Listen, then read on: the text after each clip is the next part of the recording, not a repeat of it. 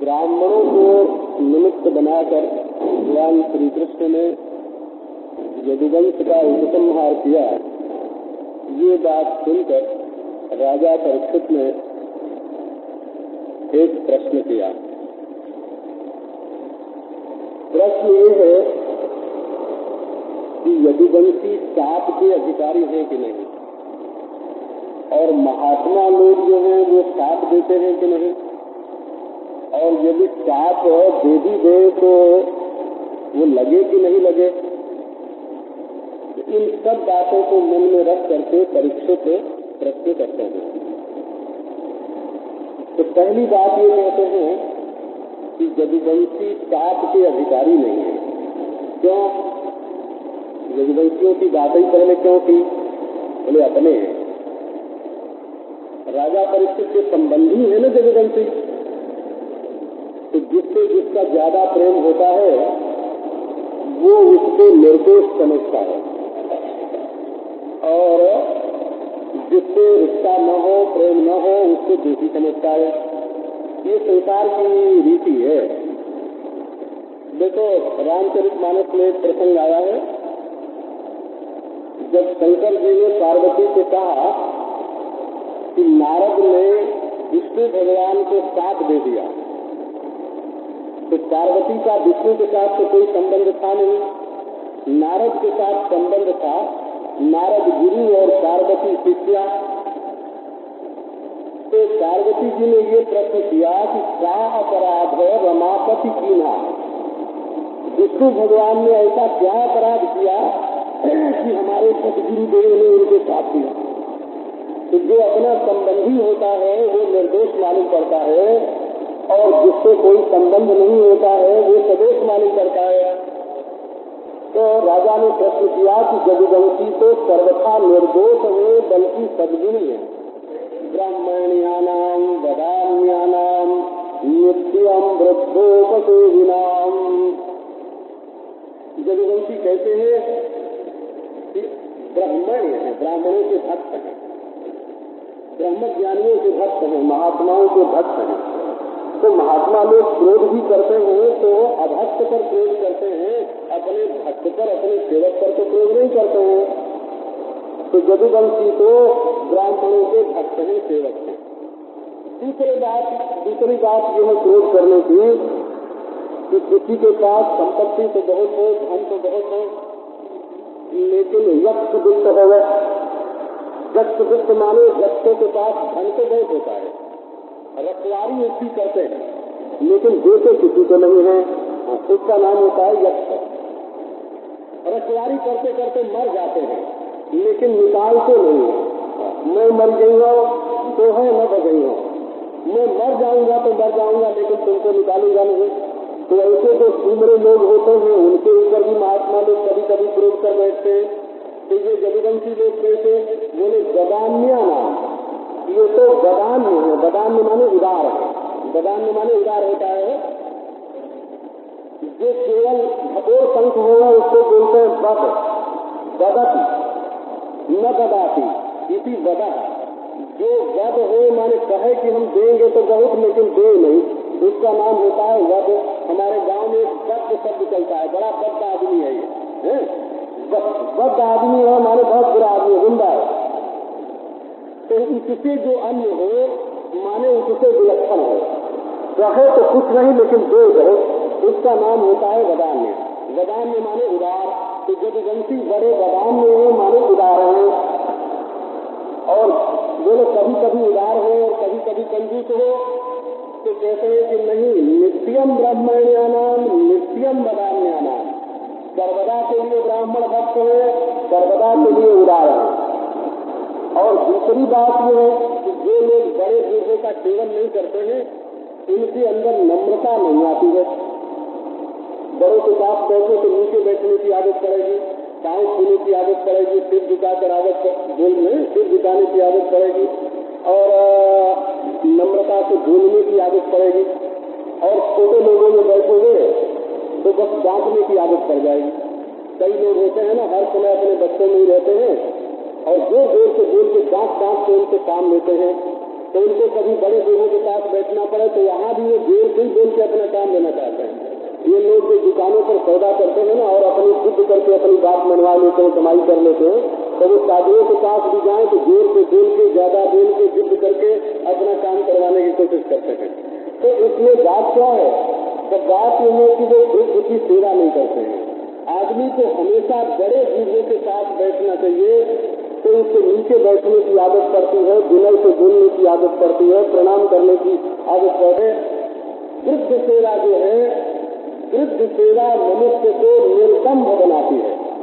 बड़े बूढ़ों के पास आदमी बनावट नहीं करता है, सरलता से रहता है, चित्त में सरलता आती है।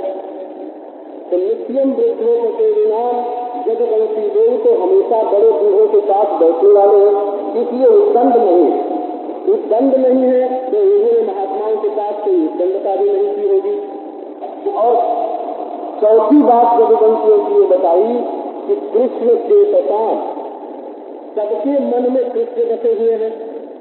कि जब एक ही कृष्ण सबके मन में बसे हुए हैं तो सबका मन एक जगह लगा हुआ है। ब्राह्मणों के साथ, ब्रह्मज्ञानियों के साथ छेड़छाड़ करने के मतलब क्या? तो ऐसे जो दृष्टि माने जदुवंशी हैं, उनको विप्र शापः कथम अभूत, उनको ब्राह्मणों ने, ब्राह्मण इसको विप्र इसको कहते हैं जो हमेशा तृप्त रहे। प्रा धातु जो है वो तृप्ति के अर्थ में है, विशेष तृप्ति जिसके भीतर स्वयं रहे, बिना बंदूक रखे, है ना।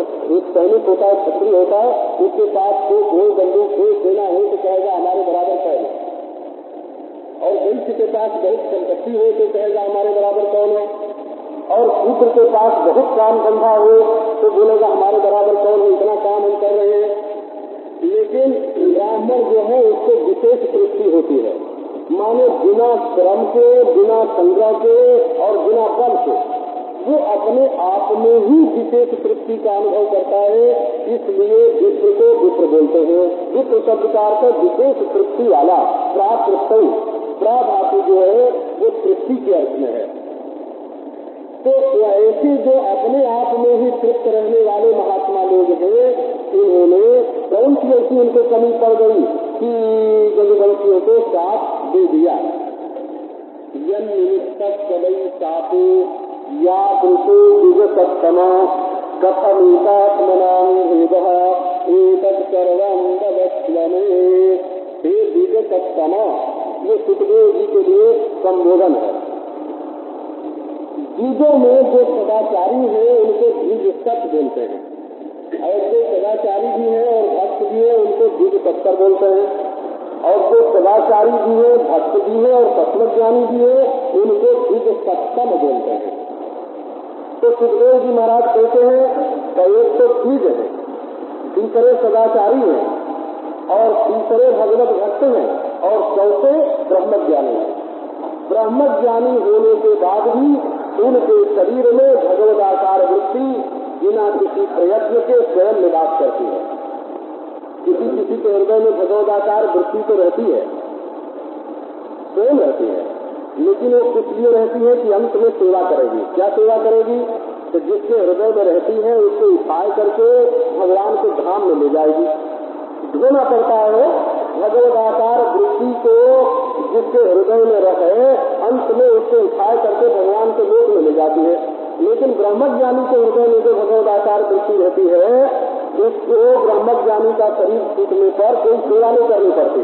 ब्रह्मज्ञानी को लेकर के भगवान के लोक में नहीं जाना पड़ता। तब वो क्या करती है? उन्हें अपने को ही पवित्र बनाने के लिए कि देखो भक्ति कितनी बड़ी है कि वो ब्रह्मज्ञानी के शरीर में भी रहती है, अपने ही बड़प्पन जाहिर करने के लिए कि ब्रह्मज्ञानी के स्पर्श से भक्ति भी धन्य धन्य हो जाती है। अहो ब्रह्मज्ञानियों में भी भक्ति रहती है, ये प्रशंसा लोग भक्ति की करते हैं, तो वो ब्रह्मज्ञानी के शरीर में रह करके ब्रह्मज्ञानी की सेवा करती है। क्या सेवा करती है? तो उसके मन को तृप्ति से आनंद से भरती रहती है, बल्कि उसके आनंद से स्वयं आनंदित होती रहती है। तो इस तरह से भक्ति उसके हृदय में निवास करती है। तो ब्रह्मज्ञान है और भक्ति है और सदाचार है, और द्विज माने जन्मना भी द्विज है, ब्राह्मण। तो जन्म से ब्राह्मण, आचार से धर्मात्मा, वृत्ति से भगवत भक्त, और तत्व ज्ञान से अविद्या की निवृत्ति हो गई। ऐसे सुखदेव जी महाराज उनकी बराबरी करने वाला सृष्टि में और कौन है? तो बोलेगी ये द्विज सत्तमा, हे सुखदेव जी, आपने कभी किसी को साथ दिया हो ये तो हमने नहीं सुना है। आप लोग सुखदेव जी की जीवनी के बारे में जानते होंगे। सुखदेव जी महाराज ने अपने जीवन में कभी किसी को कोई साथ नहीं दिया है, ये उनके जीवन की विशेषता है। और नारद जी ने तो साथ दिया है दूसरों की भलाई के लिए, व्यास जी ने भी साथ दिया है, लेकिन सुखदेव जी ने कभी किसी को कोई साथ नहीं दिया है। वो साथ देके भलाई नहीं करते हैं, वो आनंद देके भलाई करते हैं। तो हे द्विज सत्तमा, यन निमित्त सबई साप या वही। तो जदुवंशी जो है वो तो साप के अधिकारी नहीं, फिर साप का निमित्त क्या है ये प्रश्न है। किस वजह से साप हुआ, साप का कारण क्या है, और या होगा साप का स्वरूप क्या है।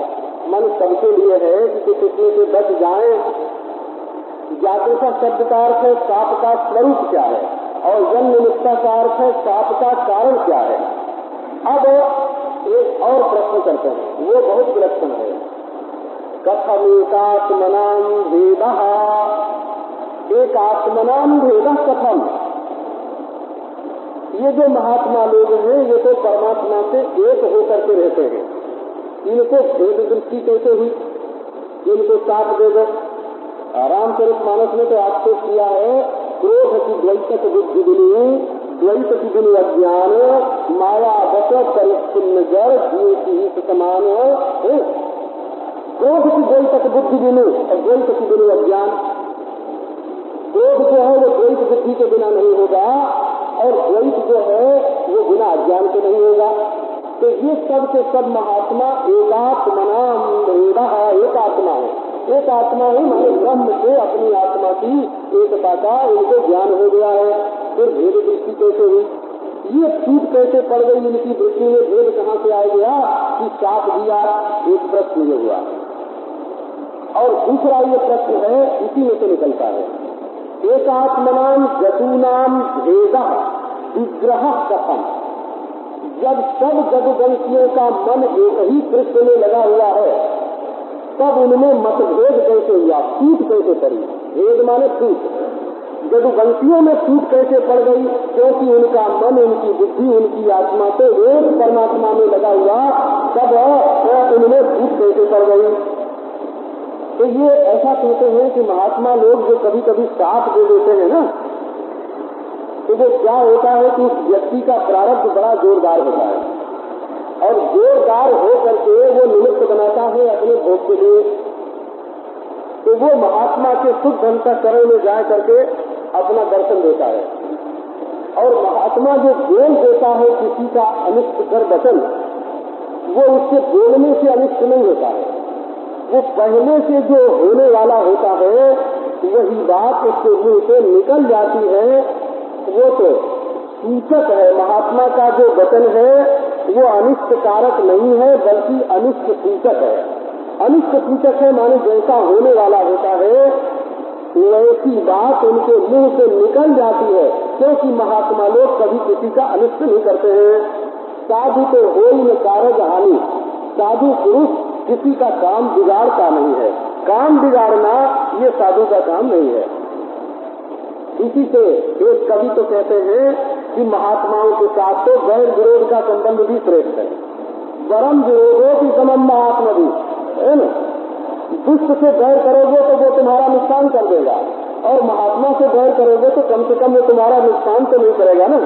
और गैर का रिश्ता उसके साथ जुड़ेगा, गैर का रिश्ता उसके साथ जुड़ेगा तो रिश्ता तो जुड़ जाएगा ना, उसकी याद बार बार आएगी, बार बार याद आएगी तो तुम्हारा अंतःकरण भी पवित्र होगा।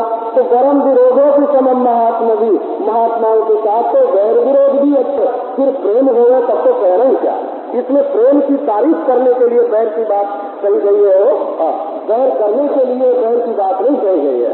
तो श्री सुख एक सर्वम बदत्व में ये सब बात जो है राजा परीक्षित ने पूछा कि आप मुझे कृपा करके बताइए।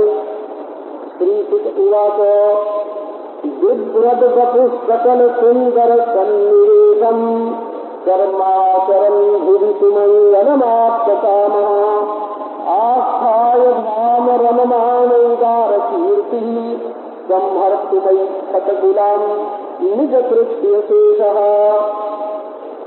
श्री सुखदेव जी महाराज कहते हैं कि भाई कोई निमित्त नहीं है, न महात्मा के मन में क्रोध है और न जदुवंशी साथ के अधिकारी है, लेकिन कृष्ण की इच्छा ही ऐसी है कि अब इस वंश का उपसंहार होना चाहिए। जब तक मैं इन लोगों के बीच में यहाँ लीला, और जब मैं अपने धाम में स्थित होता हूँ तो ये भी हमारे स्वरूप में हमारे धाम में स्थित हो जाए। श्री कृष्ण की लीला जो है इच्छा ही सर्वोपरि है, ये बात बताने के लिए पहले भगवान का वर्णन करते हैं। विव्रत बपु सकल सुंदर सन्निवेशम, पहले कहते हैं भगवान का श्री विग्रह कैसा है। सकला नाम सुंदर वस्तु नाम सन्निवेशो विन्यास विशेषो जस्मिन तद बपुर विव्रत। भगवान श्री कृष्ण की मूर्ति ऐसी, इनका बपु ऐसा मंगलमय कि जितना सुंदर है संसार में सबका सन्निवेश उसी में है। बोले किसी ने कहा कि कृष्ण की आंख कैसी, तो बोले हरिण जैसी बड़ी बड़ी। तो उनका कंधा कैसा, सिंह जैसा। तो बोले कि ये बताओ कि सिंह के कंधे में इतनी सूरता कहाँ से आई है? और हरिण की आंख में इतनी सुंदरता कहाँ से आई? तोते की नाक में ये सुंदरता कहाँ से आई? कोयल की आवाज में मिठास कहाँ से आई? बोले ये श्री कृष्ण की आवाज में जो मिठास है ना, जब श्री कृष्ण कभी बोलते हैं और उनकी आवाज फैलती है तो संसार की जितनी मिठास है आवाज में वो सब उसी में से आती है। जितनी गुलाब में कोमलता है, कमल में जो कोमलता है, जो बेला चमेली में सुगंध है, जो चंद्रमा में चांदनी है, सूर्य में प्रकाश है, जो हाथी की चाल में जो सौंदर्य है, और हंस की सुहलावनी में जो सौंदर्य है वो कहाँ से आया? बोले वो सब श्री कृष्ण के शरीर में अगर न होता तो संसार में आता कहाँ से? जो वस्तु मूल कारण में नहीं होती वो तो कार्य में आती ही नहीं है। कारण गुणा ही कार्य गुणान आरभन्ते। कारण में जो गुण अवस्थित होता है वही कार्य में आता है। बर्फ में प्यास बुझाने की शक्ति कहाँ से आती है? बोले पानी में रहती है। अगर पानी में प्यास बुझाने की शक्ति न हो तो बर्फ में कहाँ से आए? तो यदि जगत के मूल कारण में सौंदर्य न हो तो संसार की किसी भी वस्तु में सुंदरता कहाँ से मालूम पड़े? तो बस ये समझ लो कि संसार में जितनी सुंदर वस्तुएं हैं इनका सन्निवेश श्री कृष्ण के अंग में है। हाथी के सुंदा दंड के समान हृष्ट पुष्ट उनका भुजदंड है। सिंह के समान उनके कंधे हैं। तोते के समान उनकी नासिका है। हरिण के समान इनके नेत्र हैं। सकल सुंदरता श्री कृष्ण के अंग में निवास करती है। कहते एक बार श्री कृष्ण ने अपनी सुंदरता देख ली से आश्चर्यचकित हो गए। भागवत में जो प्रसंग आया है, विस्मापनम सुरक्षित सौभगर्भे परम पदम भीषण अंगम। भगवान के जो अंग है वो आभूषण को नहीं समझते हैं। ये नहीं कि रोज मैल आ जाए और साबुन लगा करके उसको छुड़ाना पड़े। साबुन से उनके शरीर की सफाई नहीं होती, क्योंकि इसमें कुछ दोष है ही नहीं, मल है ही नहीं। बोले ऐसा नहीं कि रोज पाउडर लगा के या स्नो लगा के उसको ताजा बनाओ, तो उनके शरीर को ताजा बनाने की जरूरत नहीं पड़ती है। कभी कान में कुंडल पहनो तो सुंदरता कुछ बढ़ जाएगी, हृदय पर हार पहनो तो सुंदरता कुछ बढ़ जाएगी, क्या नहीं? ये बनावटी चीजों से जिसकी सुंदरता बढ़ती है उसकी सुंदरता में तो कमी होती है। देखो शाकुंतल में शकुंतला के सौंदर्य का वर्णन किया कालिदास ने, कैसे किया है? ये मधित मनोज्ञा बलकले नाभित अन्नी। इसके शरीर पर बलकल धारण किया हुआ है, पेड़ की छाल, लेकिन सुंदर लगती है ज्यादा। क्यों? बोले चीनी वही मधुराणाम मंडनम नाकृति नाम। बाहर की आहार जो सुंदरता, उधार ली हुई जो सुंदरता है उससे मनुष्य में सुंदरता नहीं आती है। जो स्वाभाविक सुंदरता होती है वो तो बिना आभूषण के ही प्रकट होती है। कथक कृष्ण आभूषण क्यों धारण करते हैं? बोले उनके शरीर का संबंध प्राप्त करके वो आभूषण भी सुंदर हो जाता है। जब एक दिन श्री कृष्ण ने अपना सौंदर्य देखा तो देख करके ऐसा विस्मित चकित, बोले वो मैं इतना सुंदर हूँ। रामचंद्र ने एक दिन अपना सौंदर्य देखा तो नाचने लग गए हो। रूप राशि नृप अजीर बिहारी और नाचे ही निज प्रतिबिंब निहारी। अपने प्रतिबिंब को जब आंगन में मणिमय आंगन में पड़ा हुआ देखते हैं तो रामचंद्र नाचने लगते हैं, अरे मेरी परछाई बड़ी सुंदर है। तो श्री कृष्ण भी जब अपने सौंदर्य को देखते हैं तो विस्मित चकित हो जाते हैं। भागवत में वर्णन है कि सारस हंस आदि पक्षी खुली आंख से श्री कृष्ण के सौंदर्य को देखते रह जाते हैं। गायों की आंख से आंसू की धारा गिरती है, फिर भी वो खुली आंख से श्री कृष्ण के सौंदर्य को निहारते हैं। काली नाग ने एक बार जब श्री कृष्ण को देखा तो उनके सौंदर्य को देख करके विस्मित चकित हो गया। जब भगवान वैकुंठ में गए तो स्वयं लक्ष्मी जी उनके सौंदर्य को देख करके मथित हो गए। तो ऐसा सौंदर्य मय विग्रह श्री कृष्ण ने प्रकट किया। विव्रत वपु सकल सुंदर संवेदम वम कृष्णाति। अमृत की वर्षा जिससे होती रहे उसका नाम वपु, जिससे अमृत में अमृतत्व आया है, ऐसा शरीर श्री कृष्ण ने प्रकट किया। बोले भाई शरीर तो बहुत सुंदर हो गए तो किस काम आएगा? अपने शरीर की सुंदरता दिखा करके लोग भोग ही तो करते हैं ना। इसलिए शरीर की सुंदरता बहुत हो गए तब भी उसकी ज्यादा कीमत नहीं है, क्योंकि वो तो भोग के काम आता है। तब श्री कृष्ण में केवल सौंदर्य की विशेषता नहीं है, तो और क्या है? कर्माचरण भुवि सुमंगलम है, भुवि सुमंगलम कर्म आचरण। इस तरह से श्रीमद् भागवत को पढ़ना होता है। तो देखो सौंदर्य तो बहुत है लेकिन काम अच्छे न हो तो सौंदर्य दो कौड़ी का भी तो नहीं हुआ ना। बोले नहीं, श्री कृष्ण सुंदर भी है और सुमंगलम कर्म आचरण, सुमंगल कर्म का आचरण करते हैं, बड़े अच्छे अच्छे काम करते हैं, शुभ कर्म करते हैं। बोले भाई कोई बहुत अच्छे अच्छे काम करे, शुभ कर्म करे, लेकिन मन में कामना भरी हो, तो बोले नहीं, आप काम, श्री कृष्ण आप काम है, मन में कामना नहीं है, क्योंकि पूर्ण काम है। आप काम माने ऐसी कोई भी वस्तु नहीं है जो श्री कृष्ण को अप्राप्त है। यही ब्रह्म ज्ञान की महिमा है। तो ब्रह्म ज्ञान हो जाता है, उसको अनंत कोटि ब्रह्मांड उसमें, उसके शरीर में, उसके मय में आभास मात्र होते हैं। उसमें ब्रह्मा, उसमें विष्णु, उसमें महेश, उसमें लक्ष्मी, उसमें उमा, उसमें सरस्वती, उसमें इंद्रलोक, उसमें गोलोक, उसमें प्राकृत, उसमें अप्राकृत, सब अपने आप में। कोई भी वस्तु अप्राप्त नहीं है, कोई वस्तु अप्राप्त नहीं है, कोई वृत्ति अप्राप्त नहीं है, कोई देश, कोई काल, कोई पदार्थ अप्राप्त नहीं है, वो संपूर्ण है। अनमिला सुख नहीं उसको, और जिसको अनमिला सुख नहीं, वो चाहेगा क्या? इसलिए आप्त कामा माने प्राप्त कामा, सारे भोग उसको स्वयं प्राप्त है, तो कामना कहाँ? अब देखो, हृदय में निष्कामता, शरीर से मंगलमय सुमंगल कर्म, और शरीर में सौंदर्य। अब सौंदर्य की महिमा हो गई, सौंदर्य की महिमा हो गई हृदय की सुंदरता से और कर्म की सुंदरता से। जिसका हृदय सुंदर हो, कर्म सुंदर हो, उसका ही शारीरिक सौंदर्य श्रेष्ठ है। आस्थाय भाव रममाण उदार कीर्ति। बोले भाई अच्छा, जब सब कुछ उनको मिला ही है तो काम करने की क्या जरूरत पड़ गई? क्योंकि साधन वही करता है जिसको कुछ साध्य होता है। शरीर में कुछ साध्य हो गए तो भाई बाल निकाल दिए जाए तो ले करके उस तरह बैठ जाएंगे, सवेरे से हजामत करो, है ना। कुछ न कुछ करना साध्य होता है, तब साधन का अनुष्ठान होता है।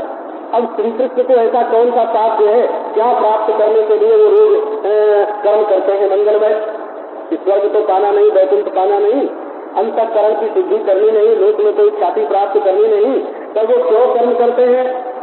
आस्थाय धाम रममाण उदार कीर्ति। धाम द्वारवत्याख्यम गृहम आस्थाय रममाण, वो घर में रहते हैं ना। धाम माने द्वारवती नाम का अपना स्थान, घर गृहस्थी के रूप में रह रहे हैं, गृहस्थ के रूप में रह रहे हैं। तो गृहस्थ आश्रम में रह करके कोई कर्म छोड़ न दे, इसलिए गृहस्थान कर्म ग्राह्यतुम इत्यर्थ। गृहस्थाश्रम में रह करके वो कर्म कर रहे हैं, जिससे दूसरे गृहस्थ भी कर्म करें। अच्छा, तो भाई फिर भी कर्म जब करेंगे तो कुछ कष्ट होगा। बोले नहीं, रममाणः, ये तो उनका रमण है, उनका खेल है, ये खेल में क्रीड़ा में काम करते हैं। बोले फिर भी जब वो आपका काम है, उनको कोई कामना नहीं, तो घर में रहने की क्या जरूरत, और घर में रहकर दूसरों को कर्म सिखाने की क्या जरूरत? बोले उदार कीर्ति है। उदार कीर्ति की स्थापना करने के लिए उदारा बहुफल प्रवास ये जस के सह कीर्ति वितानार्थम इत्यर्थ। उदार है कीर्ति जिनकी। उदार का अर्थ ये है जो बहुत दे, अपनी शक्ति से ज्यादा दान करें, उसका नाम होता है उदार। तो भगवान की कीर्ति उदार है। वैसे तो भगवान आश्रय है और कीर्ति आश्रित है। आप जानते हैं ना, जैसे नौकर हो तो वो आश्रित होता है और मालिक जो होता है वो आश्रय होता है। भगवान कीर्ति को बनाते हैं, लेकिन फिर भी कीर्ति बड़ी उदार है। क्या उदार है? बोले कीर्ति अपने मालिक का दान कर देती है। यदि भगवान की कीर्ति का आप आश्रय लो, भगवान की कीर्ति का दान करो, भगवान की कीर्ति का स्मरण करो, भगवान की कीर्ति का चिंतन करो, तो वो अपने मालिक को पकड़ के ले आएगी और तुम्हारे हृदय में बैठा देंगे।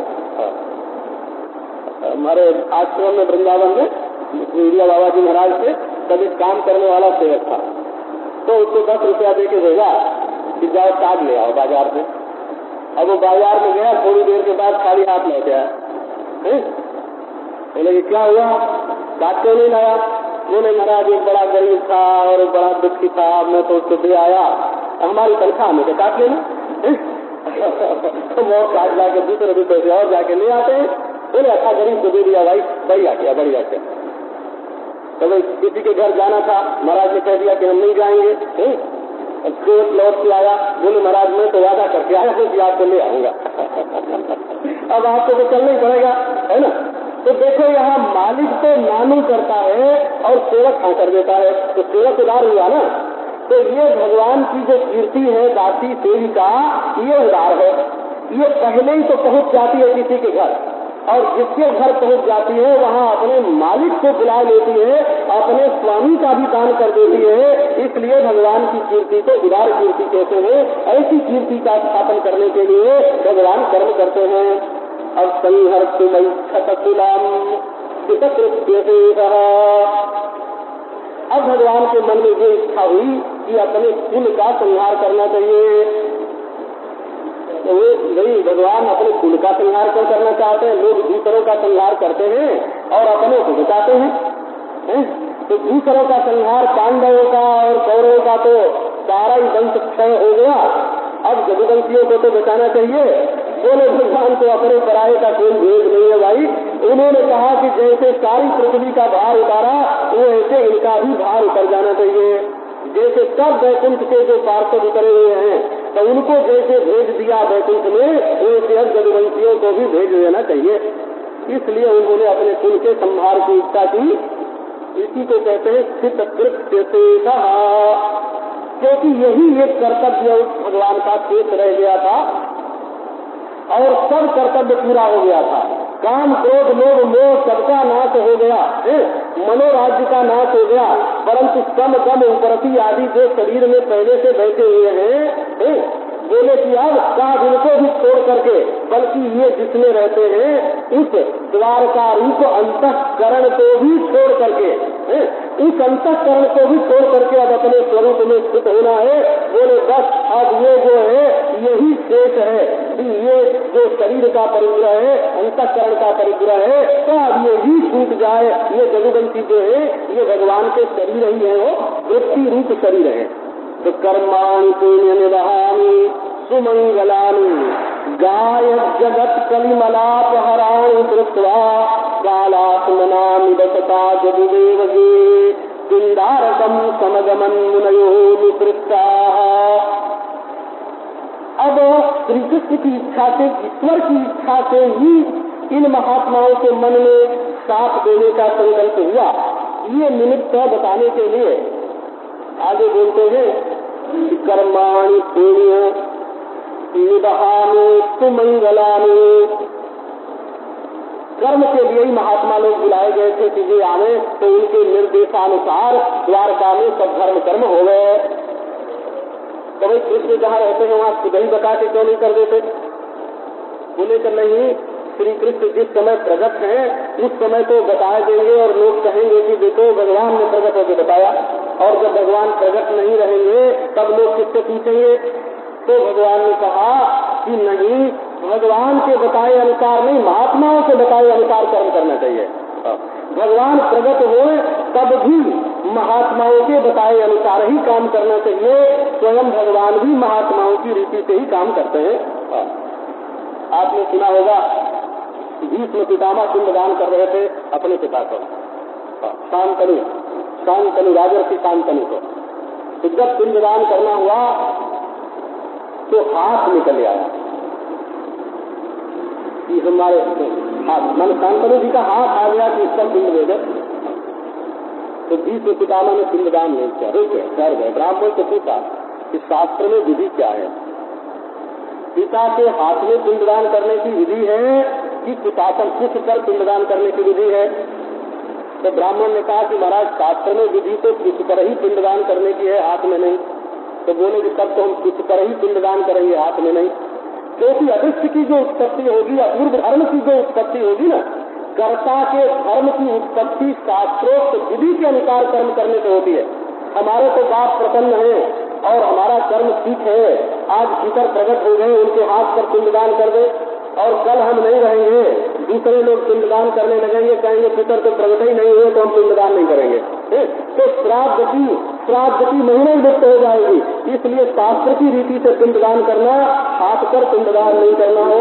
ये तो भगवान जो है खुद कह के काम नहीं कराते हैं या प्रेरणा दे के काम नहीं कराते हैं, जिससे हमेशा पूछ के काम करना चाहिए, इससे पूछ करके खुद काम करते हैं। तो कर्माणि पुण्य निवहानि सुमंगलानि गाय जगत कलिमलाप हराणि कृत्वा। कैसे कैसे कर्म किए भगवान ने? सब पुण्य निवहानि, जिससे हृदय पवित्र हो। पुण्य कहते हैं उसको जिससे हृदय पवित्र हो। हृदय में जो काम है, क्रोध है, लोभ है, मोह है, ईर्ष्या है, द्वेष है, ये जिससे मिटे उसका नाम पुण्य। अब आप काम करते समय देखो कि आपके हृदय के दोष इस कर्म से मिटते हैं कि नहीं। सुमंगलानी, आगे जिससे उन्नति होए। मंगल उसको कहते हैं जिससे उन्नति होए। श्री वल्लभाचार्य जी महाराज ने मंगल और कल्याण दोनों शब्द का अर्थ अलग अलग किया है। मंगल माने साधन और कल्याण माने फल। कल्याण माने फल। तो जिससे मनुष्य का मंगल हो, साधन संपन्न हो जाए, ऐसा कर्म। और फिर बोले अपने लिए तो हो, दूसरे के लिए कर्म कैसा हो? तो गाय जगत कलिमलाप हराणि कृत्वा। काम ऐसा करना चाहिए कि आगे जब लोग इसकी चर्चा करें, परोक्ष में करें, देशांतर में करें, माने हम काम यहाँ करते हैं और उसकी चर्चा जो है वो दिल्ली में हो गई, और हम आज काम करते हैं और उसकी चर्चा 10 वर्ष बाद हुई, और इतने लोग इस कर्म को देख रहे हैं और जो लोग नहीं देख रहे हैं उनमें इसकी चर्चा हुई। तो कैसा होगा वो काम कि जब लोग हमारे काम की चर्चा करें तो उनके हृदय में निर्मलता आवे, पवित्रता आवे। ऐसा काम करना चाहिए। गायक जगत कलिमलाप हराणि कृत्वा। उस कर्म को गाने वाले जो लोग हैं उनके कलिमल को दूर करने वाला कर्म होना चाहिए, जिससे उनके हृदय में लड़ाई न हो, झगड़ा न हो, राग न हो, द्वेष न हो। ऐसा काम करना चाहिए। और बात भी परस्पर ऐसी करना चाहिए जिससे लोगों का हृदय शुद्ध हो। लोगों का हृदय अशुद्ध हो ऐसा नहीं करना। एक दिन मैं नदी नारकोट में जा रहा कथा करने को, रास्ते में एक सज्जन मिल गए, बड़े आदमी हैं, बड़े सत्संगी पहले के। तो 5-7 मिनट का संग उनका रहा। 5-7 मिनट में उन्होंने ऐसी बात उनको है ना दूसरों की सुनाई, जिनको सुन के हमारे दिमाग में आया कि वे भी ऐसा करते हैं, वे भी ऐसा करते हैं, है ना, वे भी ऐसा करते हैं। 10 आदमियों के ऐसे दोष उन्होंने बताए कि हमारा दिमाग जो है वो भिन्न आ गया। अब 5 मिनट के सत्संग में उन्होंने हमारे दिमाग को दोष से है ना दोष से भर दिया। ये उनका सत्संग मिला, है ना। तो ऐसे तुमको ये जांच करना चाहिए, खुद बेवकूफ नहीं बनना चाहिए, है ना। जांच करनी चाहिए कि जिस आदमी के साथ हम मिलते हैं वो हमारे मन में शंका भरता है कि वो ईर्ष्या भरता है, कि द्वेष भरता है, कि राग भरता है। उसके संग से हमारे हृदय में कौन सी बात आती है, ये खुद जांचना चाहिए। कि जिसके सत्संग से तुम्हारे हृदय में पवित्रता आवे, अच्छी बात आवे, उसका सत्संग करना चाहिए। जो तुम्हारे दिल में कूड़ा कचरा दुनिया भर की गंदगी भर दे तो उसका संग नहीं करना चाहिए हो। तो और अकेले में काम करो तो कैसा करो, तो उसको कोई याद करे तो याद करके उसका हृदय पवित्र हो जाए। कालात्मना निबसता यदि देवदेहे इंदारसम समगमन मुनयो मिश्रिष्टा। भगवान स्वयं कालात्मा है, आप जानते हो। वही समय के रूप में सबको परिणाम को प्राप्त करा रहे हैं। क्योंकि समय पर ही सूर्योदय होता है और सूर्यास्त होता है, रात आती है, दिन आता है, चांदनी छिटकती है, अंधकार आता है, आदमी पैदा होता है, जवान होता है, बूढ़ा होता है, मरता है। ये सब काल में तो हो रहा है ना। तो ये काल कौन है? बोले भगवान स्वयं काल है। कालोस्मि लोकक्षयक प्रवृत्ता। गीता में जो बताया मैं स्वयं काल हूँ। अब वही भगवान तो काल है ना। जो बनाता है उसको बिगाड़ने का भी हक होता है हो, और जो बनाता ही नहीं है उसको बिगाड़ने का क्या हक होगा। इसी से सृष्टि जो करता है वही संहर्ता भी होता है। जो ब्रह्मा है वही रुद्र होता है। रुद्र संहार की क्रिया की उपाधि से ब्रह्म ही रुद्र है। और सृष्टि की क्रिया की उपाधि से ब्रह्मा है, और पालन की उपाधि से वही विष्णु है, और असल में परब्रह्म परमात्मा जो है वो इन सब उपाधियों से न्यारा है। तो अब वही कालात्मक उपाधि को धारण करके जदुदेव के घर में निवास कर रहे हैं। अब जब कर्म पूरा हो गया तब महात्माओं की विदाई हुई, और महात्मा लोग जो है वहाँ से विदा होकर के पिंडारक जो क्षेत्र है वहाँ जाकर के द्वारका से कुछ दूर पर जो पिंडारक क्षेत्र है, शंखोद्धारक क्षेत्र है, उसके आसपास जाकर के महात्मा लोग निवास करने लगे। विश्वामित्रोषितकर्णो दुर्वासा भृगुरंगिरा कश्यपो वामदेवोत्रे वसिष्ठो नारदादयः ईदं तत्पानुपव्रज्य कुमारा यदुनन्दनाः उपसंगृह्य सप्रत्युः अभिनीता विनीतवत। अब उनमें महात्मा कौन कौन थे? तो बड़े बड़े महात्मा थे। संपूर्ण विश्व जिनका मित्र है वे विश्वामित्र। ये ऋषि अर्थ में बीच में आ जाता है, लेकिन अर्थ उसका वही है।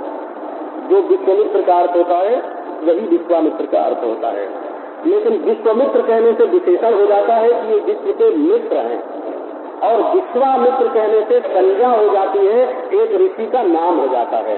पर दोनों का अर्थ एक ही है। ये संज्ञा और विशेषण का भेद करने के लिए व्याकरण की रीति से बीच में आ जो है ये प्रत्यय आ गया है। विश्वामित्र सबकी भलाई चाहने वाले ऋषि हैं विश्वामित्र। असिता, असित माने जो कहीं बंधा न हो, जो किसी के साथ दिया हुआ, सित माने बद्ध, जो बंधा हुआ है, दिया हुआ है किसी के साथ, उसको सित बोलते हैं। असित माने असंग, जो किसी के साथ बना हुआ न हो।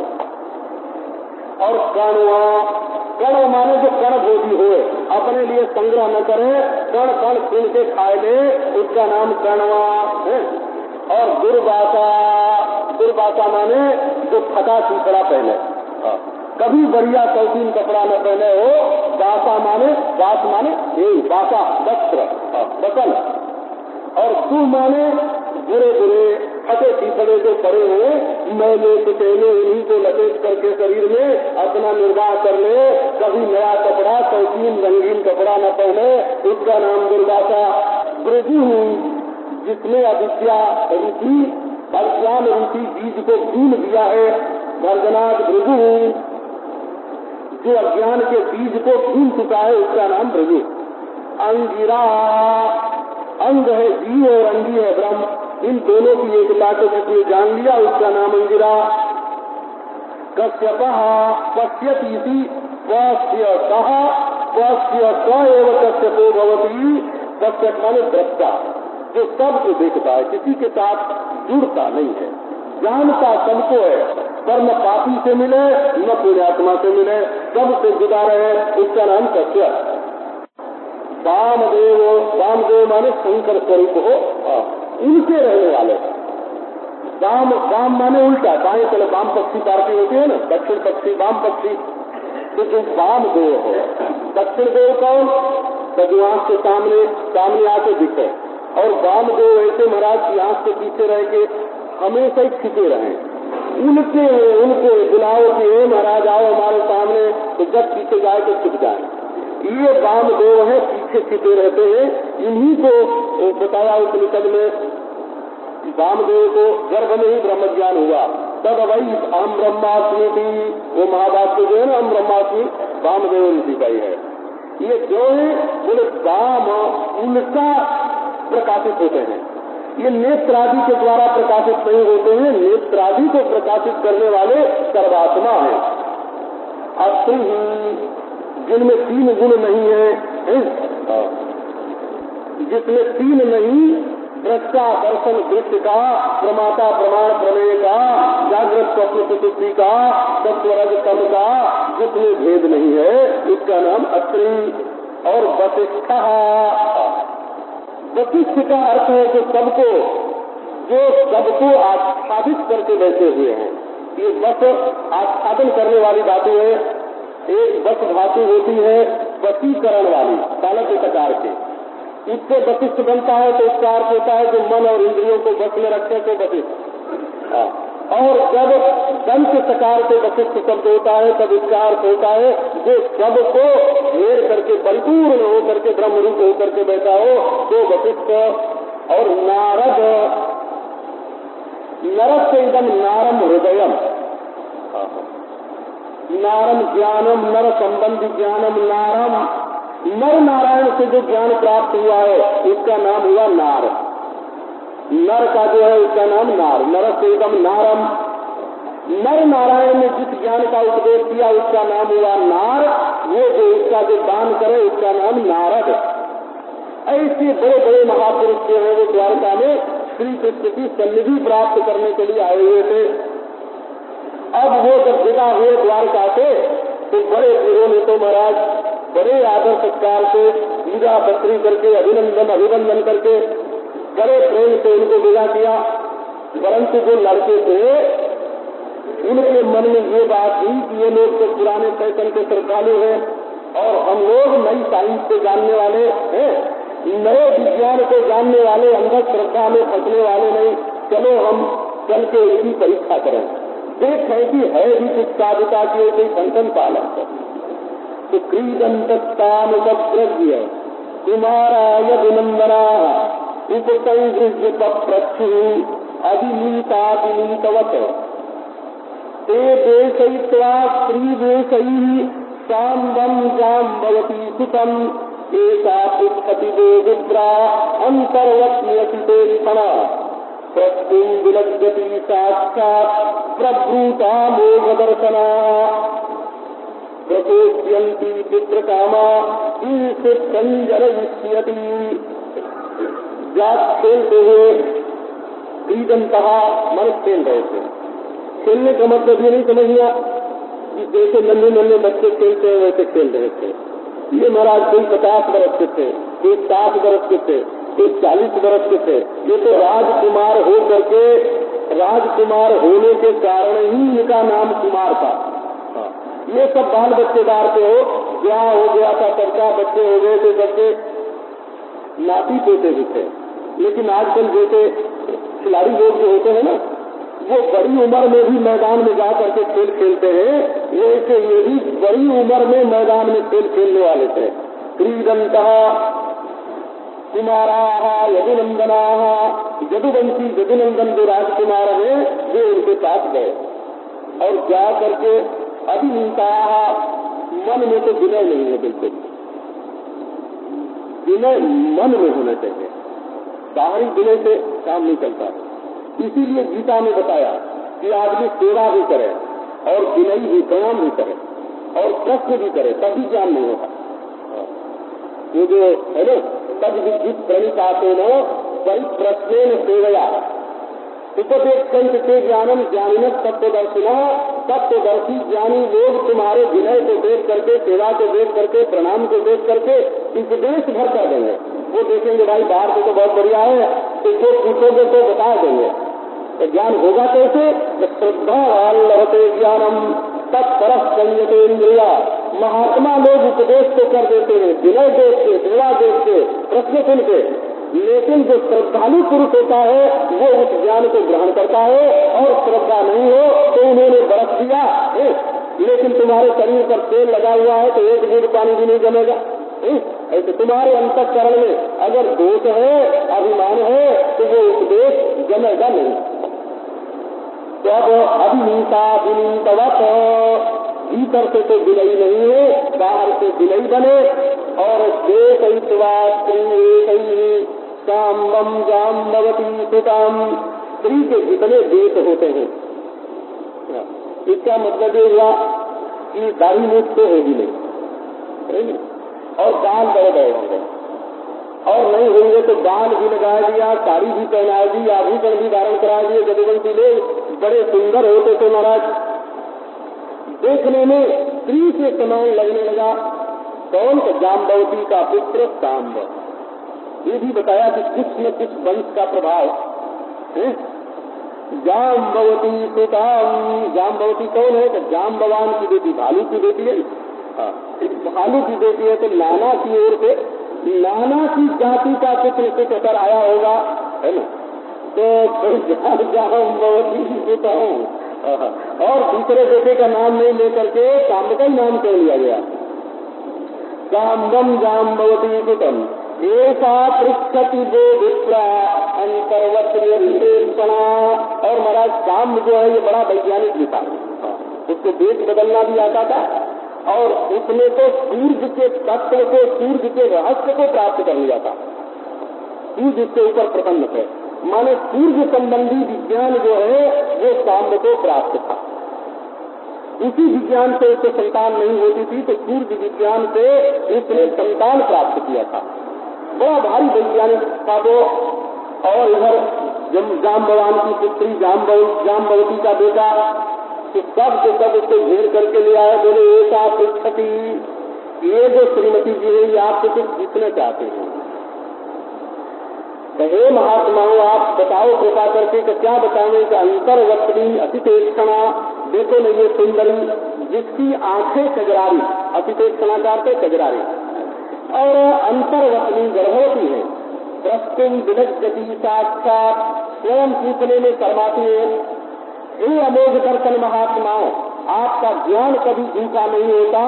आप बताओ कि अब थोड़े दिनों में इसके बच्चा होने वाला है, ये चाहती है कि बेटा हो, तो किंचित संजनयिष्यति, इसके बेटा होगा कि बेटी होगी, ये क्या पैदा करेगी?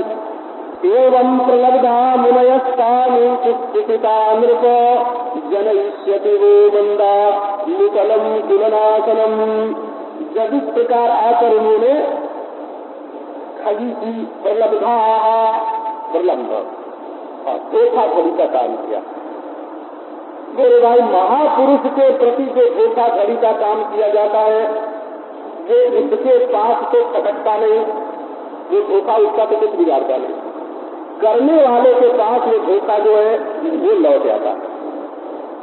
एवं प्रलब्धा मुनयः, वो तो बेचारे चुपचाप बैठे भजन कर रहे थे मुनि से, इन्होंने जा करके उनसे ये धोखाधड़ी का काम किया।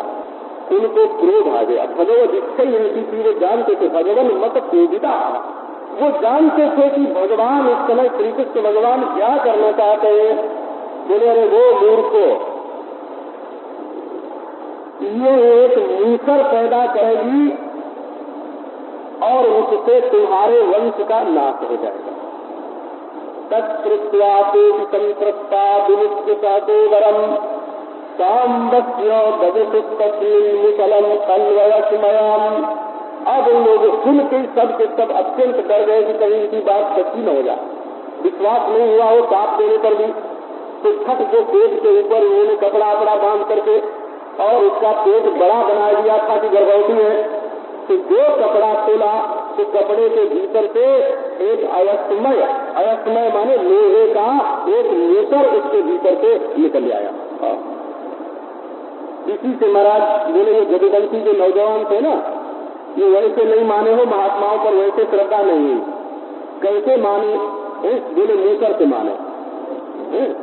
जो मूसल से माने तो सीताराम राधे श्याम, तो ये मूसल से मानने वाले हो गए। मूसल से माने तो माने बात से नहीं माने, समझाने से नहीं माने, श्रद्धा भक्ति से नहीं माने, ये मूसल से माने।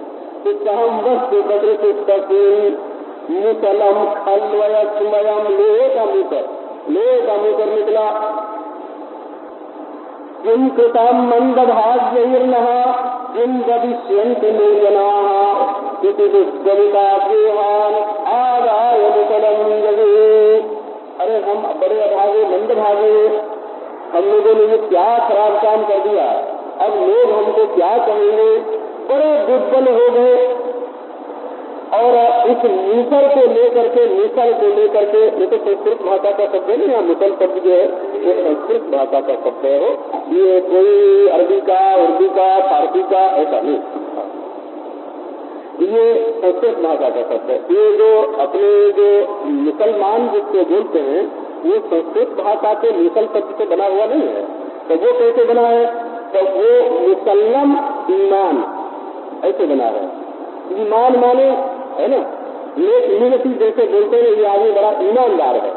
और मुसल्लम माने संपूर्ण, जो संपूर्ण रूप से ईमानदार हो उसको अब उनकी उर्दू में उनको मुसल्लम ईमानदार को मुसलमान बोलते हैं। तो दीन ईमान उनसे चलता है, दीन ईमान दो शब्द है, तो उसको मुसल्लम ईमान वाले को मुसलमान बोलते हैं। और हमारा जो संस्कृत शब्द है ना, ये तो दूसरा है, ये दूसरा है। अब जैसे उनको समझो कि इनके यहाँ मोहम्मद एक नाम है ना, मोहम्मद एक नाम है। अब कोई उसका अर्थ करने लगे कि मोह और मद संस्कृत की रीति से, तो वो ठीक नहीं होगा ना। तो वो शब्द जो है तो वो दूसरा है। और संस्कृत में म्लेच्छ शब्द का यह तो बहुत दूसरा है। हाँ, म्लेच्छ अकस्मात तो मलम स्थिति, जो गंदगी को अपने शरीर पर धारण करे इसका नाम होगा म्लेच्छ। म्लानी स्थिति, जो हर समय मुरझाया हुआ रहे, जिसके चेहरे पर हमेशा मनहुसी छाई रहे, इसका नाम म्लेच्छ हो गया। और जो हर समय ताजा तरोताजा रहे और चमकता रहे, जिसके चेहरे पर से प्रभा निकलती हो, उसको म्लेच्छ नहीं कह सकते। ऐसा इस संस्कृत के शब्द तो बड़े विलक्षण होते हैं। दुष्टा भय संप्रस्ता बभूवुर तत्वोपनीय सदसी परिमलान अनुपस्त्रिय। अब वो होकर लेकर के अत्यंत दुखी जगवंशियों की सभा में गए और वहां जा करके भरी सभा में कृष्ण के पास नहीं गए। ये देखिए, ये अनिष्ट का सूचक है। डर गए, क्योंकि राजा उग्रसेन तो बड़े बूढ़े, बड़े सीधे साधे, सबको प्रेम करने वाले, वो किसी का शासन नहीं करते थे। शासन का काम उग्रसेन करते ही नहीं थे। तो इनके सामने ले गए और श्री कृष्ण से डर गए। तत्वोपनीय परिमिलान मुखश्रिया, बड़ी सभा में ले जाकर के सबके सामने रख दिया। चमत्कार, सबके मुख की जो शोभा है वो मुरझाई हुई है। और संपूर्ण जादवों के बीच में इन्होंने राजा को निवेदन किया कि हमारे ये घटना घटित हो गई है। दृष्ट्वा प्रतापम दृष्ट्वा च मुसलम नृप विस्मिता भय संत्रस्ता बभूवुर द्वार कौकसः। ये ब्राह्मणों का अमोघ शाप सुनकर के, अमोघ माने जो कभी व्यर्थ न जाए, वो मुंह से निकल गया तो अब हो गई होगा, वो कभी गलत नहीं हो सकता, ऐसा ब्राह्मणों का अमोघ शाप। और वो मुसल तो प्रत्यक्ष ही था। बालकों ने बताया कि ये निकला है कपड़े में से। विस्मिता भय सदन चकित हो गए। पहले तो आश्चर्य हो गया कि उस कपड़े में ये मुसल कहाँ से बन गया, और फिर भय संत्रस्ता, भयभीत हो गए सब के सब द्वारकावासी। जहाँ भगवान स्वयं विराजमान है वहाँ भय का क्या काम। लेकिन जब उनसे छिपाव आया तो भय भी आ गया। असल में दुराव में से ही भय निकलता है। जैसा कुछ को अपना हृदय साफ साफ भगवान के सामने रखते जाओ, निवेदन करते जाओ। वैष्णव में ऐसा कहते हैं कि पूर्ण कर्म जो है, अपने से जो अच्छा काम है वो तो भगवान को समर्पण करो। समर्पण करो माने इसका फल जो सुख होने वाला है। कर्म के समर्पण का अर्थ ये है कि ये हमने अच्छा काम किया तो इस अच्छे काम का फल कुछ न कुछ सुख तो जरूर मिलेगा। तो वो सुख हमारे पास ना आए, वो सुख भगवान के पास है ना, हमारे लाला के पास, हमारे स्वामी के पास वो सुख जाए, हमारे अच्छे काम का फल उनको मिले। और बुरा काम कोई हो गया तो बोले तो रामानुज संप्रदाय में कहते हैं कि बुरा काम भगवान को समर्पण नहीं करना। ये भी मत कहना, कलंक नहीं लगाना कि भगवान ने कराया है। ऐसे नहीं कहना कि तुमने कराया है। तब क्या बोले कि महाराज हमसे ये गलती हो गई है, ये कह देना कि हमसे ये गलती हो गई है, ये काम हमसे हो गया है। आप इसका दंड दे करके अगर शुद्ध करना चाहो तो दंड दे लो, प्रायश्चित करवाना चाहो तो प्रायश्चित करवा लो। आपकी मौज माफ कर देने के महाराज तो माफ कर दो। हमने तो जो किया तो आपसे कह दिया। पूरे काम की जिम्मेवारी भगवान पर नहीं लादना हो। गुण तुम्हार समझे मुझे दोषी सपने नाहीन आन भरोसे। पूरे काम की जिम्मेवारी भगवान पर नहीं लादना, और कभी हो जाए तो भगवान को बता देना और बताए करके कहना कि चाहे तुम इसकी सजा दे दो, हम भोग लेंगे। चाहे प्रायश्चित करवा लो, चाहे माफ कर दो, तुम्हारी नजर में ये चीज रहे कि हमसे ये गलती हुई है, तुमसे अनजान नहीं हो गए। पर यहाँ तो महाराज बात छिपा ली गई, बिल्कुल जब छिपा ली गई तो श्री कृष्ण भी खुद बोले ये जब हमसे नहीं कहते हैं तो हम उनसे काहे को पूछने जाए। तत्पूर्णयामुतलम यदुराजस्व आहुतः समुद्र समुद्रे प्राप्त लोहम चास्यावशेषितम्। अब गजराज जो उग्रसेन जी है, आहुत माने उग्रसेन, तो उस मुसल को चूर चूर उन्होंने करवाया और उसके बाद समुद्र के पानी में डाल दिया और थोड़ी सी एक दासी बच रही थी, बोले कि अभी इसमें क्या रखा है, उसको भी डाल दो। वैसे तो मुसल एक ही था महाराज, लेकिन जब चूर चूर हो गया ना तब तो उसके बहुत सारे कण हो गए और उसमें से घासों के साथ उसका संबंध जुड़ गया। कस्मिन् मत्स्योग्रसी लोहम पूर्णानि तरलैः ततः उच्यमानानि वेलायाम लग्नान्यासं किलैरकाः।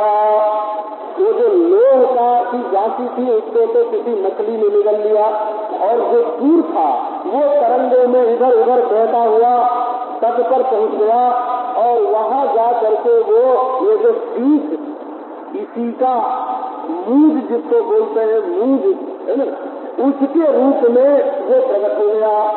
मत्स्यो गृहीतो मत्स्यग्लैर् जालेनाम यही सहारणवे तस्यो दरगतम लोहम स्वकल्ये लुभतो करो। तो मछली मारे ने उस मछली को पकड़ लिया जाल में दूसरे मछलियों के साथ समुद्र में और उसको जब चीरा तब उसमें से पेट में से लोह निकला और उसका उन्होंने अपने बाण में एक संग के रूप में लोक करके लोहा लगा रहता है, उसके रूप में बनवा लिया। और भगवान वो तो सब जानते हैं, भगवान ज्ञात सर्वार्थः ईश्वरोऽपि तदन्यथा कर्तुं नैच्छति प्रतापम् काल रूपी अन्योदक।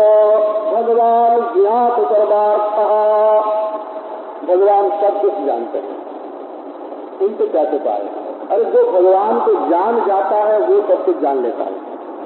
उपनिषद में ऐसा आता है कि यस्मिन् विज्ञाते सर्वम विज्ञातम भवति। एक को जान लिया परमात्मा को तो सब कुछ जान लिया गया और कुछ बाकी नहीं रहा। तो जिस परमात्मा को जान लेने से सब कुछ जान लिया हुआ हो जाता है वही परमात्मा, वही भगवान सब कुछ जानते हैं। और तत् अन्यथा कर्तुम ईश्वरों की, और चाहते तो उसको बदल भी देते। तो भगवान चाहते तो जदुवंशी बालकों के मन में परीक्षा लेने का भाव ही न आता। वो चाहते तो महात्माओं के मन में साथ देने का भाव ही न आता। वो चाहते तो दिया हुआ साथ भी नष्ट कर देते। लेकिन वो बोले कि भाई ये दृश्य प्रपंच में कहीं आसक्ति नहीं करना, इसको रखने की कोशिश नहीं करना। ये जो संसार का जो प्रपंच है, ये जो खेल है, ये बात भागवत 11वें स्कंद में आगे आई है। मर्त्य नकिम स्वस्थ गतिम प्रदर्शयन। स्वस्थ पुरुष जो होता है, स्वस्थ माने तो आप जानते हैं ना, जिसका स्वास्थ्य बिल्कुल ठीक हो गया उसको स्वस्थ बोलते हैं। स्व में जो स्थित हो गया उसका नाम स्वस्थ, और जो स्व में स्थित नहीं हो गए, अन्य में स्थित हो गए, उसका नाम बीमार। जब आपको हाथ की याद ज्यादा आवे तो समझना कि आप हाथ में स्थित हो गए, बीमार पड़ गए। पांव की याद ज्यादा आवे, आयुर्वेद के ग्रंथ में मैंने पढ़ा लिखा था बच्चे की बीमारी का पता कैसे लगे। बोले वो देखना कि वो बार बार अपना हाथ कहाँ रखता है। जो नहीं बोलने वाला बच्चा है ना, तो पेट पर बार बार हाथ रखे तो समझना पेट में दर्द है, और सिर पर बार बार हाथ रखे तो समझना कि सिर में दर्द है। तो अस्वस्थ हो गया, क्योंकि वो अपने हाथ को सिर पर या पेट पर रखता है। कैसी प्रकार जो मनुष्य बार बार दूसरे की याद करता है ना, भोजन बार बार याद आ रहा है, कपड़ा बार बार याद आ रहा है, मकान बार बार याद आ रहा है, इसका मतलब हुआ कि भीतर कुछ मजा नहीं है। अगर भीतर तुम्हारे मजा होता तो ये दुनिया भर का भूत तुमको क्यों लगता। ये भूत ही लगा हुआ है। गंदगी में रुचि होना ये भूत का लक्षण है। भूत का लक्षण क्या है? तो गंदी गंदी चीजों में रुचि होती है, जिसकी याद नहीं करना चाहिए उसकी याद करना, जहाँ नहीं बैठना चाहिए वहाँ बैठना, मन को बिगाड़ देना, ये भूत का काम है। भूत लग गया, मन पिछली बातों की याद में डूब गए। तो स्वस्थ पुरुष का लक्षण क्या है? ये मरने वाली चीजों में क्या रखा है? ये तो छूटने वाली चीज है, इसमें रखा क्या है? तो भगवान ने क्या किया? बोले तो जो होना हो तो होने दो, सत अन्यथा कर तुम ईश्वरों की न इच्छत इच्छा नहीं की, बल्कि काल रूपी सन विप्र पापम अनुमोदत। स्वयं काल रूपी है, जैसे काल किसी को मना नहीं करता कि ये अंधकार हमारे अंदर मत आओ, ये काल का रूप है। हे प्रकाश तुम हमारे भीतर आओ, ये काल बुलाता नहीं है। अरे प्रकाश आता है तो प्रकाश में भी काल है, अंधकार आता है तो अंधकार में भी काल है, जन्म में भी काल है और मृत्यु में भी काल है। ऐसे भगवान तो हर हालत में रहते हैं और सब हालत को टुकुर देखते रहते हैं महाराज, किसी को बुलाते नहीं, किसी को मना नहीं करते, काल रूपी हो करके भगवान ने अनुमोदन किया। ये पहला अध्याय 11वें खंड का पूरा हुआ। अब दूसरे अध्याय में बहुत बढ़िया प्रसंग प्रारंभ कर रहे हैं। ये तो समझो भूमिका। दूसरे अध्याय में क्या प्रसंग है कि नव योगेश्वरों का संवाद अब प्रारंभ होगा। तो इसकी भूमिका है कि नारद जी महाराज द्वारका में ही रहा करते थे, उनको दूसरी जगह कहीं अच्छा ही नहीं लगता था। श्री सुत उवाच गोविंद भुजगुप्तायाम द्वारवत्याम कुरुद्वः अवाप्ति नारदो भीक्षणम कृष्णोपासनलालसा। श्री सुखदेव जी महाराज कहते हैं राजा परीक्षित से कि देखो परीक्षित, तुम ये संदेह मत करना कि भगवान ऋषियों के साप को हटा नहीं सकते। तो क्यों?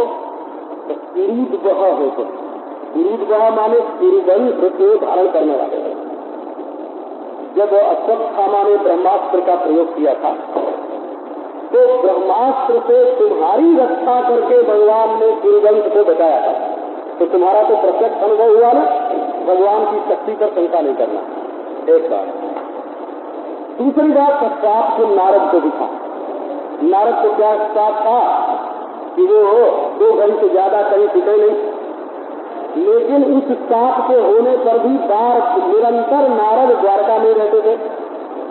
तो नारद को साप क्यों नहीं लगता था? तो भगवान के पास जो रहता है उसको साप क्यों नहीं लगता है?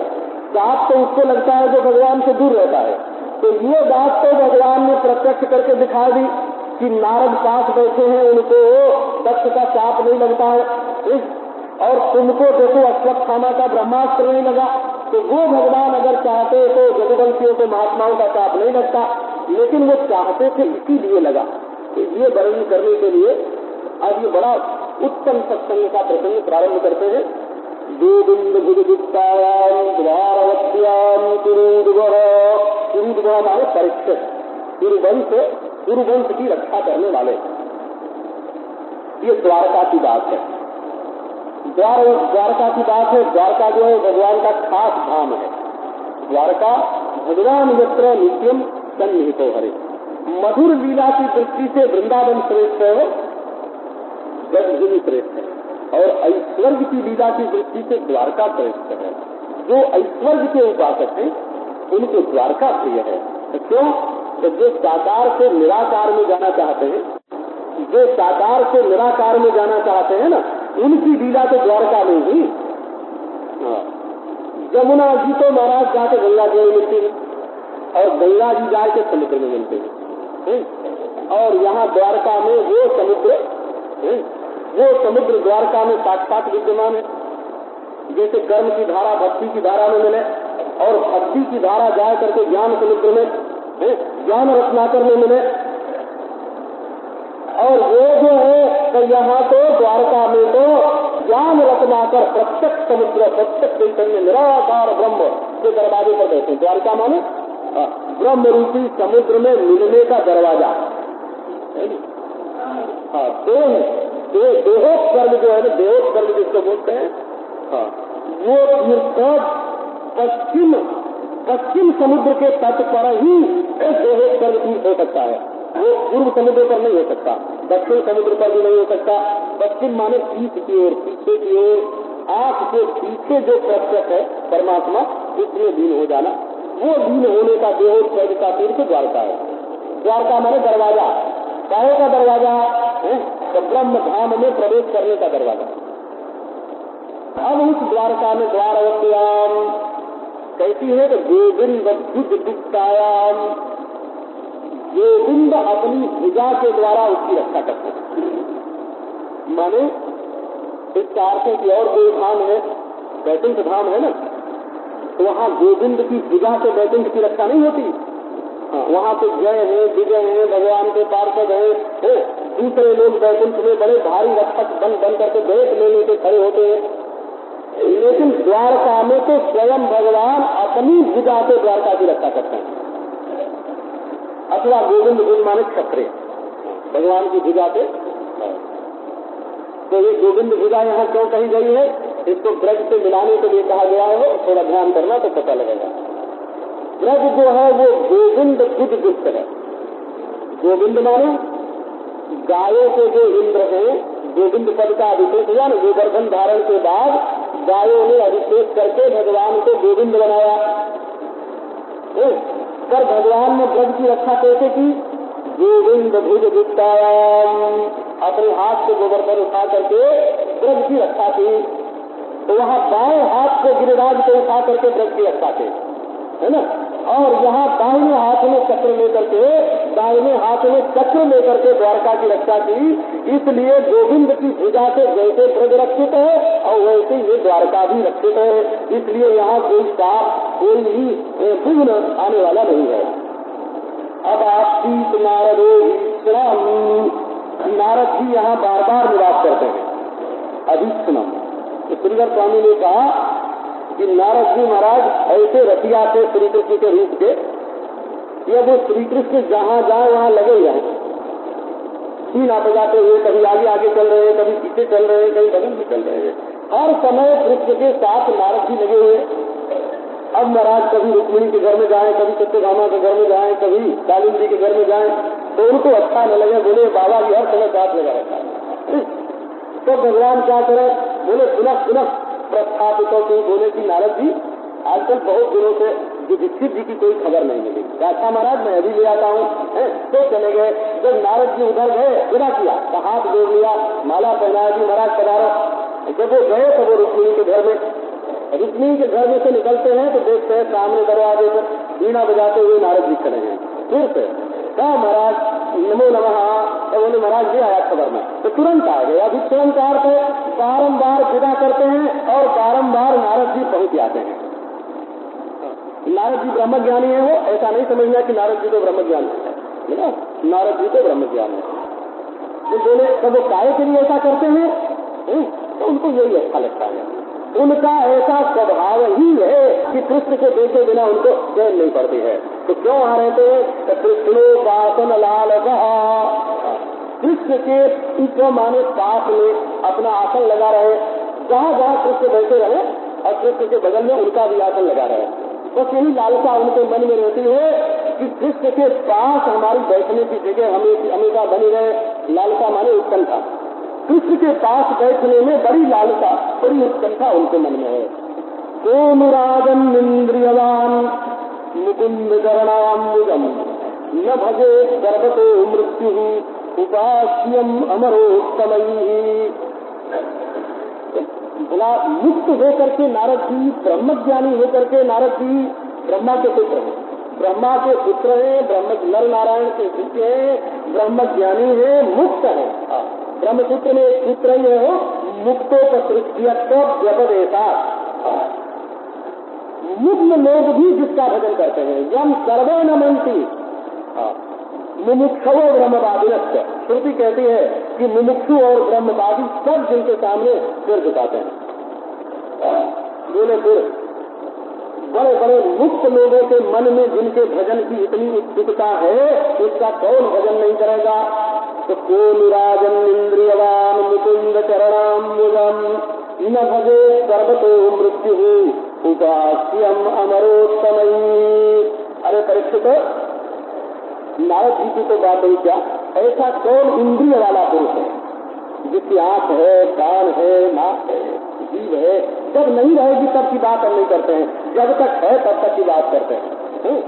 इंद्रियवान, अब आंख होगी, है ना भाई, एक मुक्त पुरुष भी हो और उसके हाथ में ले जाकर के एक कोयला दे दो और एक गुलाब का फूल दे दो, तो गुलाब का फूल देखने में सुंदर है, कोमल है, ये तो मुक्त पुरुष को भी, ज्ञानी पुरुष को भी मालूम पड़ेगा, और ये कोयला है, कठोर है, काला है, ये ज्ञानी पुरुष को भी मालूम पड़ेगा। ऐसा नहीं समझना कि कोयला और गुलाब है। कोयला तो ज्ञानी लोग मुंह में डाल के खाने लगते हैं, और फूल दे दो तो फेंक देते हैं, ऐसा नहीं है। सिंध में एक महात्मा थे, बड़ी ऊंची भूमिका में रहते थे, तो एक दिन लोगों ने ले जाके बढ़िया बढ़िया भोजन उनके सामने रख दिया, खाया, बोले भाई ये तो बहुत बढ़िया है, क्या बात है, आज कैसे बढ़िया भोजन ले आए। बोले महाराज एक की तिरही थी, तिरही जानते ना, मरने के बाद तिरही थी, कहा तिरही के दिन ऐसा बढ़िया भोजन करते हैं, सब रोज रोज तिरही हो। अब तो महाराज उनके मुंह से निकला और गांव में रोज लोग मरने लगे, रोज किसी की तिरही। अब तो बड़ा उपद्रव हुआ, सब लोग बड़े दुखी हुए। अब वो मीठी लग गई चीज तो क्या किया जाए, है ना। फिर उपाय हुआ, किसी को जा पड़ा, देखा हुआ, फिर बहुत बढ़िया बढ़िया भोजन बना करके ले गए, आया, बोले भाई आज क्या है, ये तो और बढ़िया है, ये तो उस दिन से भी बढ़िया है। तो आज महाराज बेटे का जन्म हुआ है, उसका उत्सव मनाए, तो तुम रोज रोज देता हो। तो कोई चीज खराब होने का नाम ब्रह्म ज्ञान नहीं है, कि आंख से अंधा होने का नाम ब्रह्म ज्ञान नहीं है। जब तक आंख रहती है तब तक उसको रूप का भेद मालूम पड़ता है, जब तक नाक रहती है तब तक गंध का भेद मालूम पड़ता है, वो प्रतीत होता है, और नासिका को नेत्र को जो प्रिय होगा उसी की ओर तो हो जाएगी। लेकिन संसार में कितने प्रिय पदार्थ में सबसे ज्यादा प्रिय ये श्याम सुंदर हो, तो इंद्रियवान, जिसकी आंख है, कान है, नाक है, जीभ है, त्वचा है, ऐसा कौन है जो मुकुंद चरणाम्बुजम न भजे। मुकुंद चरणाम्बुज, मुकुंद चरण कमल का भजन नहीं करेगा। जैसे मुकुंद चरण कमल में सुगंध भी बढ़िया है, रस भी, कमल अंत लोग उसका रस पान करते हैं, सुगंध बहुत बढ़िया है, देखने में सुंदर रूप है, और स्पर्श भी उसका बहुत बढ़िया, और हंस लोग जो महाराज भूलते बहुत बढ़िया, तो कौन उसका भजन नहीं करेगा। और उसके सिवाय और देखो तो सर्वतो मृत्यु, चारों ओर मृत्यु मृत्यु है। और बड़े बड़े देवता पुरुष भगवान के चरणारविंद की उपासना करते हैं, तो इस हालत में नारद जी उनके चरणारविंद की उपासना न करें, यही आश्चर्य है। इसीलिए नारद जी हमेशा ही श्री कृष्ण के पास रहना चाहते हैं।